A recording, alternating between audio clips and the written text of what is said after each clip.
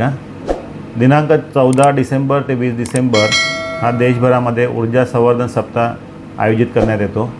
कल्याण डोंबिवली महानगरपालिकेतर्फे यामध्ये कल्याण डोंबिवली शहरामध्ये विविध ठिकाणी शाळा, कॉलेजेस, नाट्यगृह या ठिकाणी ऊर्जा संवर्धनबाबत जनजागृती करण्यासाठी विद्युत विभागाने एक पाऊल उचललेले आहे। यासाठी कल्याण डोंबिवली महानगरपालिकेतील विद्युत विभागाचे प्रभागनिहाय टीम सर्व ठिकाणी जाऊन ऊर्जा संवर्धन करणं का गरजेचं आहे, ऊर्जा संवर्धन केल्यामुळे काय फायदे होणार आहेत याबाबत माहिती देत आहेत।